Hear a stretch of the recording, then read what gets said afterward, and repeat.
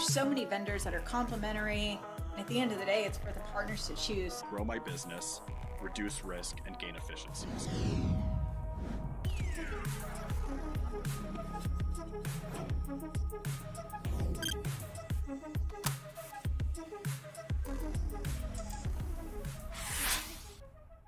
What is up, MSP channel? Welcome to Technically Unraveled, the only show on the internet that unravels technology. I'm your host, Cam Goldman, and be sure to like, share, subscribe, as always, and let's get into it. Kicking it off today, we got some updates for you. Pax8's launching a few new vendors, and we got a few updates coming from existing vendors. Perception Point coming to the marketplace. Email security, response. They've got a great SOC backing them up, so be sure to check that one out once that goes live on the marketplace. We've got Hackware coming on as well. Hackware providing security and awareness training. Great vendor, again, joining the marketplace very, very soon. And then an update from some existing vendor, we've got Bitdefender. Bitdefender is launching some consolidated bundles. They're launching a package that includes MDR and XDR. And that's a great segue because for today, we're going to be talking about extending that response. It's a really important tool for MSPs to be able to have, get some peace of mind, really be able to shore up their security strategy and have someone backing them 24/7. Muhammad Ali said, float like a butterfly, sting like a bee. Your hands can't hit what your eyes can't see. And an MSP, you can't protect what your stack can't see. And that's why we have a great, great guest for you today. With Blackpoint Cyber, we got Mackenzie joining us. We're going to be talking about all sorts of things that help MSPs identify indicators of compromise, those IOCs, things that might be lurking within those environments that a human-based SOC is going to be able to help you pick up on that you just might not be able to see yourself. So with that, let's bring her on. Mackenzie, welcome to the show. Thank you for having me. Oh my gosh, giving me an intro with a Muhammad Ali quote. I mean, yeah, that sounds great. I got to pump it up. We got Thanks, the snowstorm going on today. Yeah, of course. That's awesome. We're improvising. A lot of Happy improvisation today.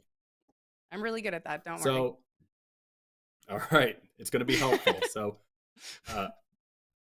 I feel like Jimmy Fallon, Mackenzie. You've been out, you've been about, you've been hitting all the shows, you're promoting, the good stuff that Blackpoint Cyber is doing. But tell us a little bit about Blackpoint Cyber. Tell us kind of like the genesis, kind of how you found your way there. It's a really interesting story. Well, same as, and I'm ironically also, I'm trying to like hold my mic together as so hopefully if anything drops off, it wasn't my fault, but it also was my fault. But I'll figure it out later. Anyways, yes. So I found out about Blackpoint. Actually, I just got back last week from Right of Boom. And if anyone doesn't know, Right of Boom is a huge security conference. This was year 3 for MSP specifically. It was held at the MGM in Las Vegas. No correlation to the MGM hack, but definitely was fun to hold a security conference there at that point. But I went to Right of Boom last year to run an IR panel when I worked for Microsoft. And so it was kind of, I used to be at Optiv for a period of time in the MSSP space, but I'd never been right there in the channel with MSPs, with partners until that point. And I was blown away by the level of engagement, the community in general. It's very tight knit.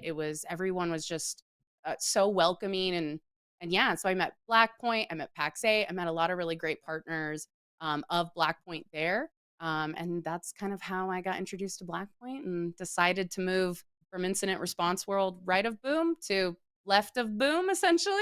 Not putting out dumpster fires anymore, but, focusing on the MDR world and stopping hackers, essentially. That's awesome. And I wasn't there at Right of Boom, but I've heard some great things. I know Matt and Dom recapped it on the game. They did, 2 p.m. Mountain Time. Fridays, be sure to catch that one. But within Right of Boom, I know that the Blackpoint Cyber talk track really kind of centered around living off the land. Some of the things that you guys are bringing to the table, the abuse of RMMs, very topical right now. So why don't you give us a little kind of for folks that might not have been able to attend Right of Boom, what kind of was that talk track revolving around?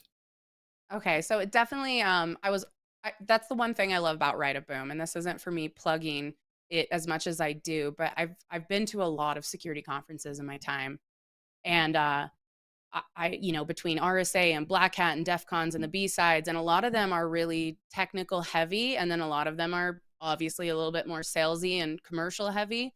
And Rite of Boom just is the perfect balance between digestible information that is both technical and educational.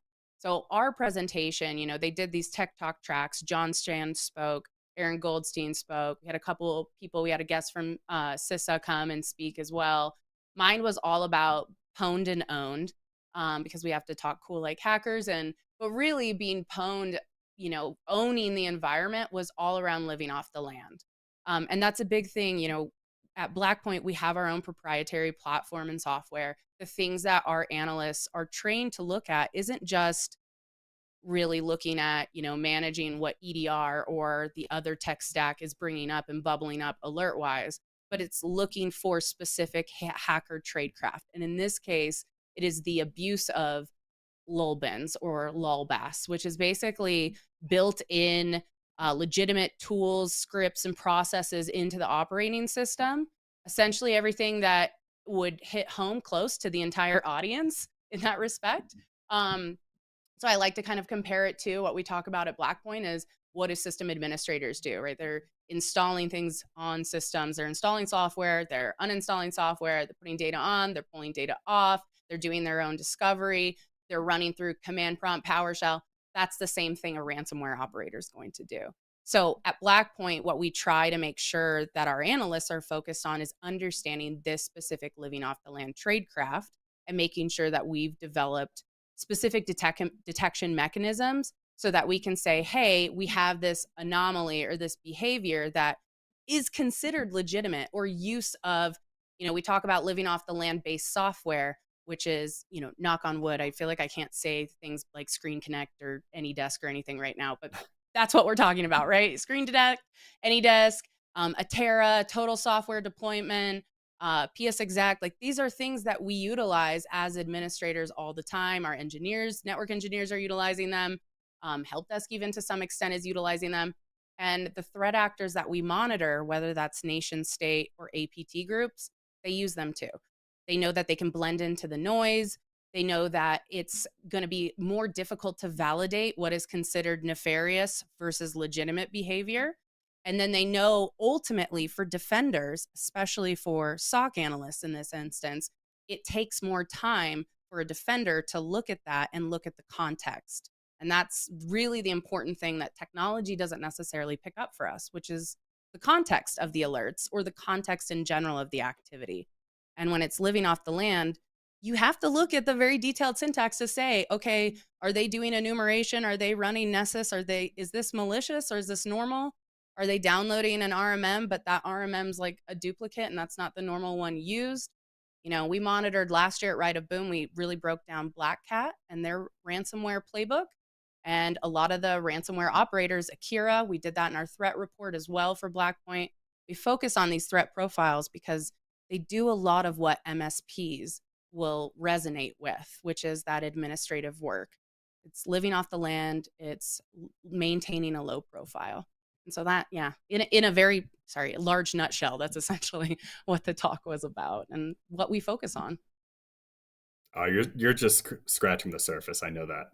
And that's really interesting too, that, and it's great for the community that you guys have that focus, that you're kind of trained to be looking at these things that, the MSPs live in every day, and some things that start to look the same, because I don't want to call Blackpoint an up and comer anymore. You guys up and came, you're a real player, in the market now, but, at a certain point, as you grow, you have to create your own data lake. You have to create your own threat intelligence, and as you grow, as you kind of, start to gain all of these insights from MSPs, it only gets enhanced, but, there's still a starting point that has to happen. So how do you guys, create this data lake? How do you guys, start to pull this threat intel together that, from a starting point, an MSP is confident that Blackpoint Cyber has their back?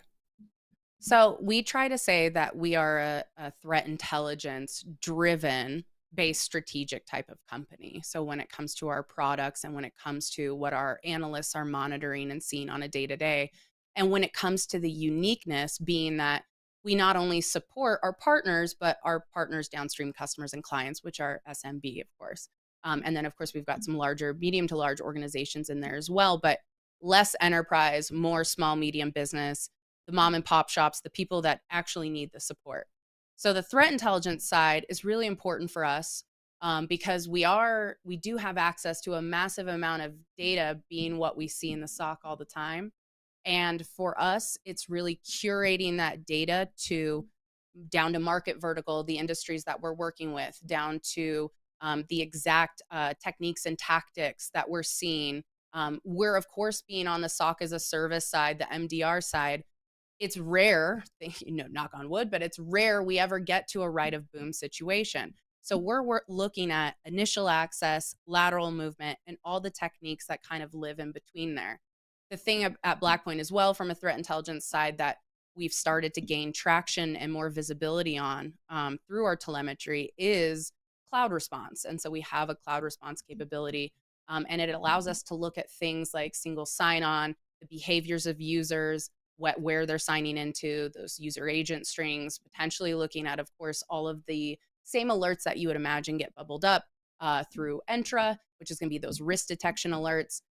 And when it comes to cloud response specifically, that's actually our biggest concern. I can talk about living off the land because that's something that can resonate, but it's something we have to solve together as a community on how to prevent. But from a threat intelligence side, we could talk about cloud response all day long because we're just barely getting to the point where our partners and where organizations are monitoring their cloud environments and their hybrid environments.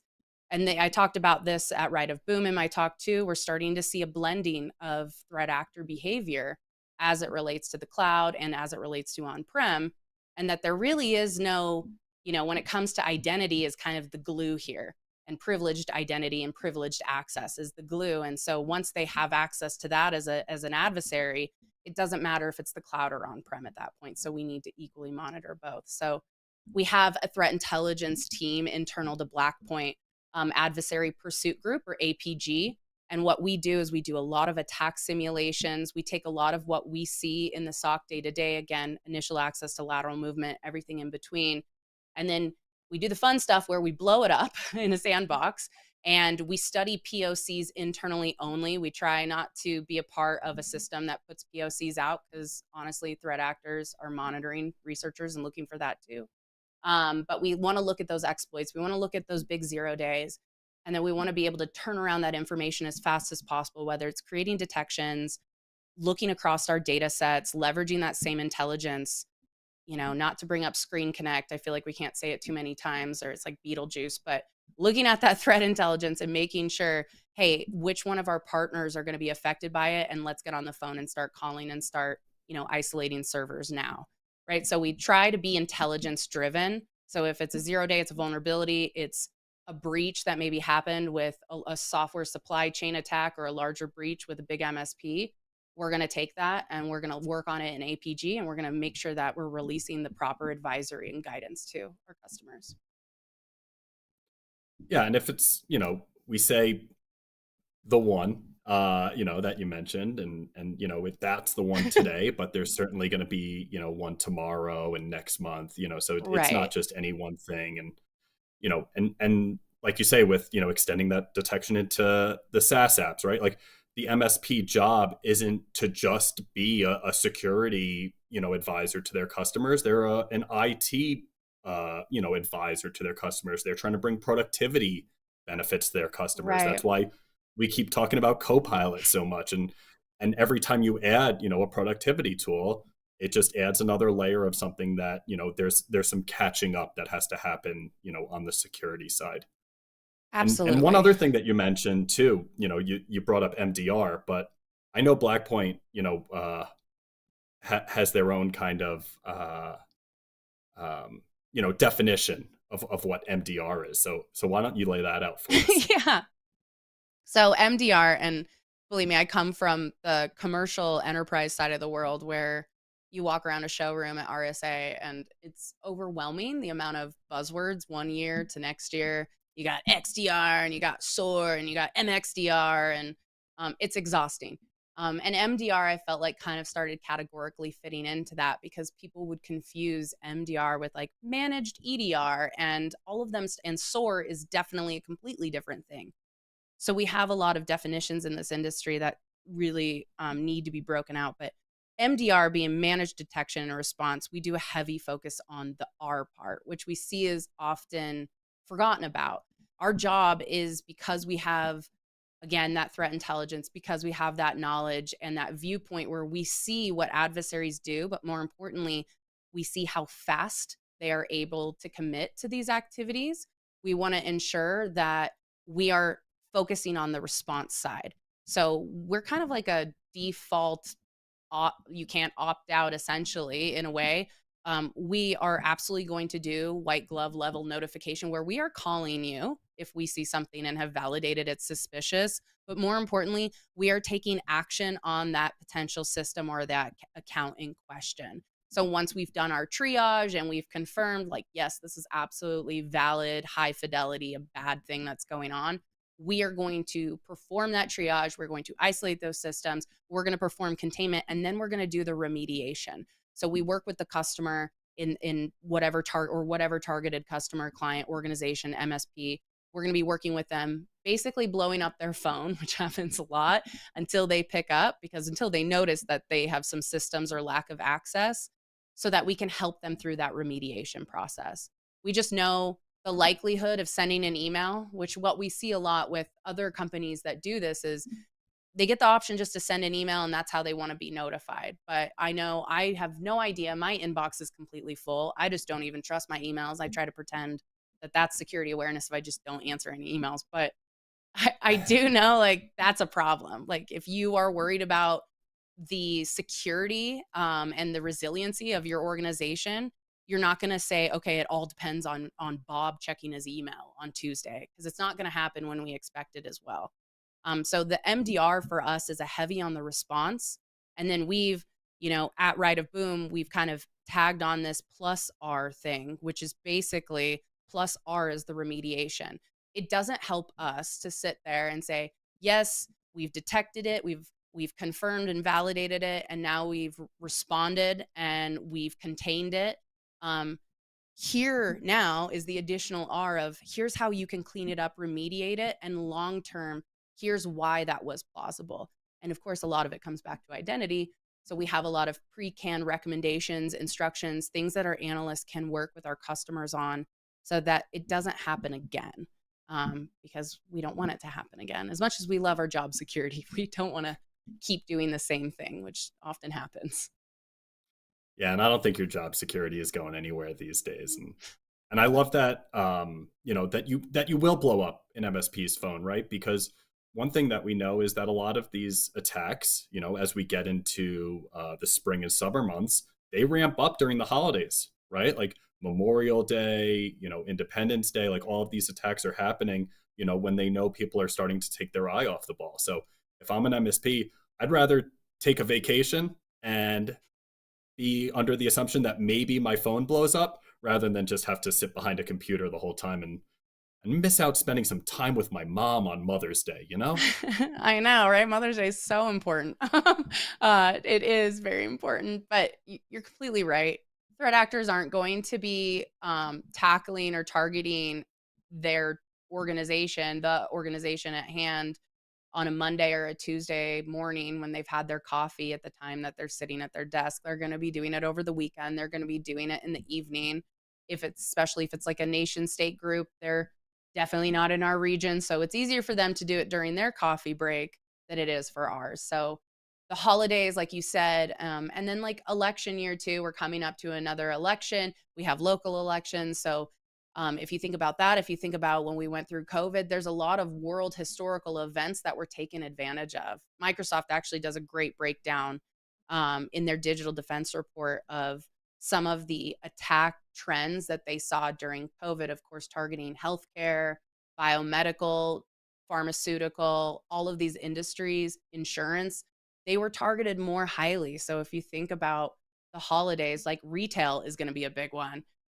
Sending, I was just in the funny story. I was just in a car with a couple leadership, including an executive assistant, and she got a text on WhatsApp that came from our CEO, but it didn't.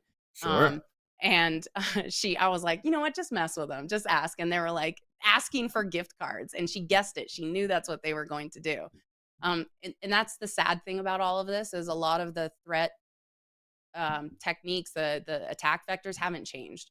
Phishing, social engineering, it just takes password reuse, of course, leveraging that. Like it just takes one employee or one incident to take down an entire business, which is for the MSPs, that's a lot of who their downstream customers are that they care about, are those mom and pop shops. And that's everything to them. So it's not going to happen on a Monday. Coming from the IR world, everyone was on call on a Friday. That's when your on-call schedule started, because that's when all the fun began, was Friday evening. That makes sense. And MSPs, they've done such a great job, getting a lot of the security out, onto these customer environments.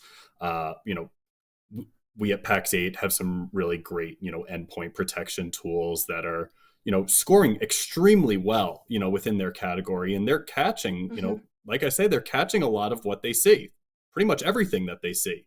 But you can't catch what you can't see. And you had a really interesting data point that you shared with us before, around the amount of responses and what kind of percentage responses that Blackpoint is dealing with that don't involve the AV.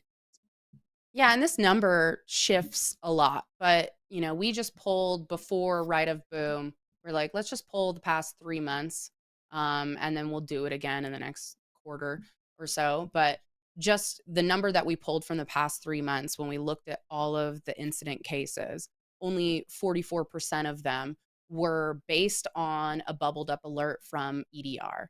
And then the other 56% were just based on our built-in detection mechanisms and automated responses that we had there looking, and the analysts were picking it up from there. So that's our biggest concern, is we're still trying to get people to adopt EDR in the world, as you know. We're still getting people to try and do MFA. There's a lot of the basics. We're still trying to get them to patch. A lot of these basics aren't really necessarily going to be fixed overnight, or we're just more pessimistic now. We've accepted it. But there's a new evolution of the same thinking as defenders is, well, if we have to accept that those basics aren't being adopted as fast as we would want, then we need to look for what threat actors are basing off their next strategy or tactical measures off of, which is going to be the software that does exist, which is EDR, and how to evade and bypass it. So when we chose to speak about living off the land techniques, it was because those are the ones more prevalent to utilize trusted tools already built in, legitimate processes and scripts already built in, that are not going to necessarily trigger anything like an EDR alert. So that 56% is terrifying to us, because that means if you don't have any MDR or a SOC or someone doing eyes on glass, follow the sun model, then you're not necessarily going to pick up the likelihood of that. Maybe you'll pick up the 44%. But again, if you're in like audit mode, you're probably not going to pick that up even. So that 56% is what we wanted to resonate with the most with our audience, is to understand, like, this is what concerns us. Not just at a commercial vendor level of which EDR do you have. It's more just at a general, threat actors are bypassing these on purpose, and they can do it in a way that is not considered newfound sophisticated technology or techniques. It's been around for a while. Yeah, that's really interesting. And you heard it here, folks. Start adopting that EDR, like, absolutely. But to even that EDR getting triggered, right? Like, if there is living on the land, if there is something that's already happening, we've seen, some of these attackers go after the backup. So they kind of have learned, they've evolved over time. So, what some of the tradecraft that we're seeing today, and you guys probably have a pretty good context in terms of where things are going next. So what's it looking like? Okay. Well, I mentioned cloud security, right?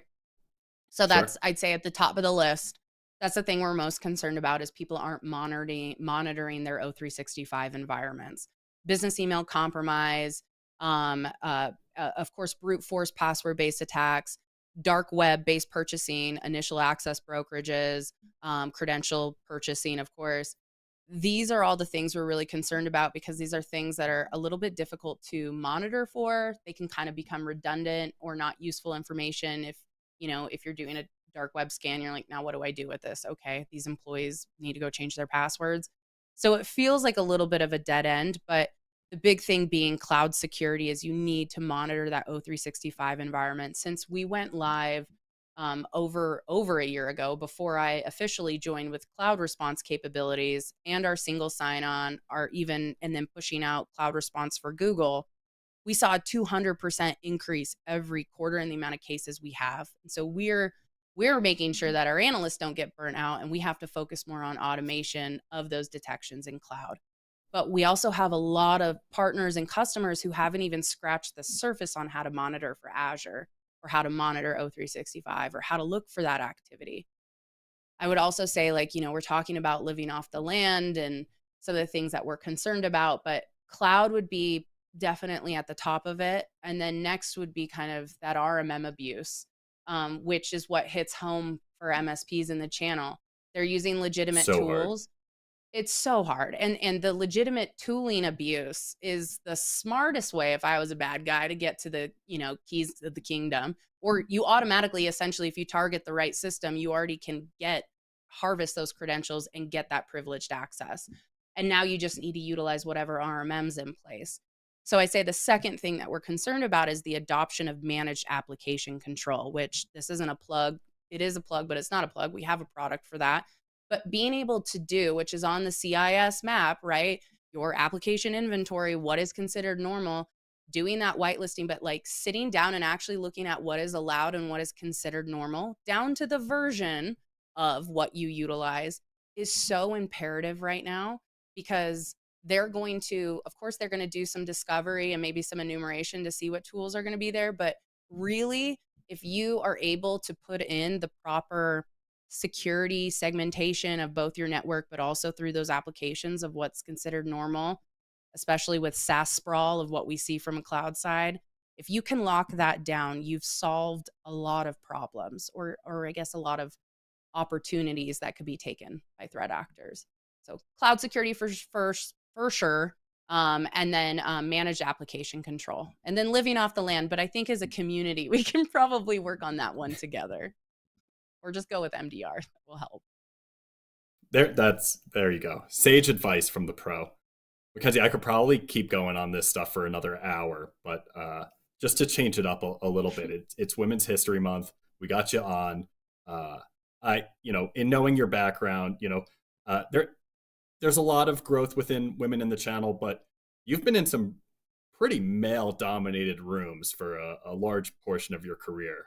I'd love to just hear, a little bit in terms of what that experience has been like for you, and what you could say, out there for women listening that, are looking to kind of get into those rooms and have an impact like you're having.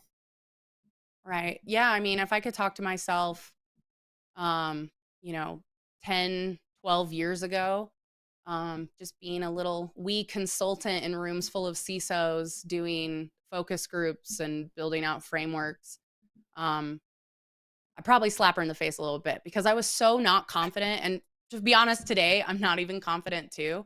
I struggle a lot with that. But what I've also learned, if I was to give advice to women in the channel, women who are looking to switch their careers, I went a very unorthodox route. I didn't know what I wanted to do when I grew up. And, my dad, my brother are all network engineers. And so I knew things like help desk and IT support were the easiest way to pay my rent, the best way to pay my rent.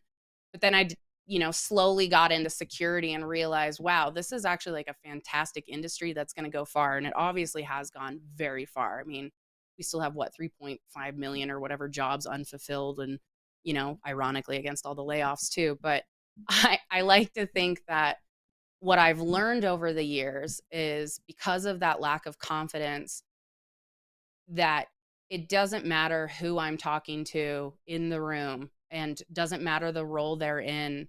And especially when you start to see people do public speaking, everyone has this imposter syndrome. And that's probably the most infectious and difficult thing to get rid of. And if you can find a way to find advocates, Definitely find, if you're a female, find other female advocates, find mentors also that aren't necessarily in your direct unit or line of work is really helpful.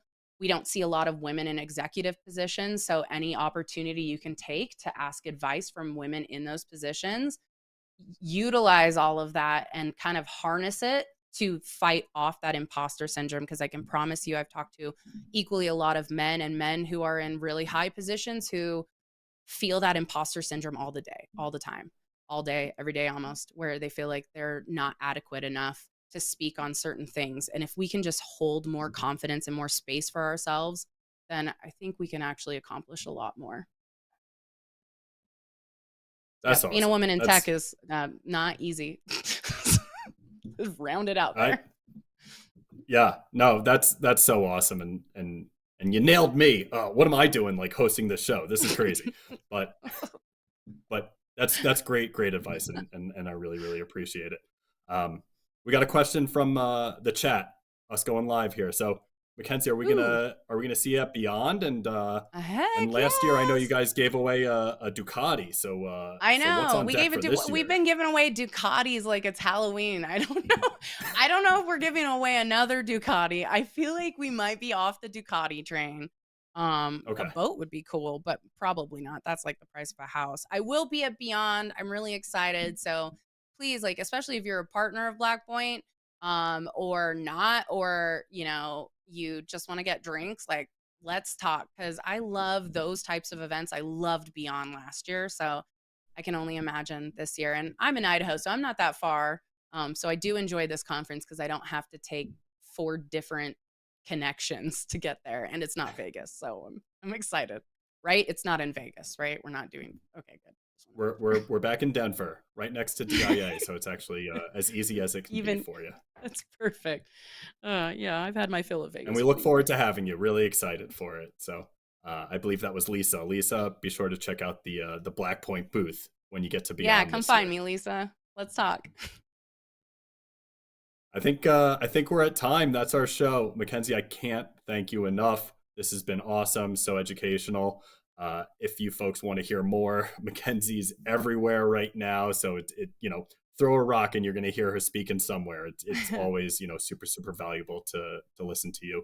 We're going to be back next week. Kristen's going to be hosting the show, Technically Unraveled, Thursdays, 2 p.m. We're talking with Angelica Schmeng.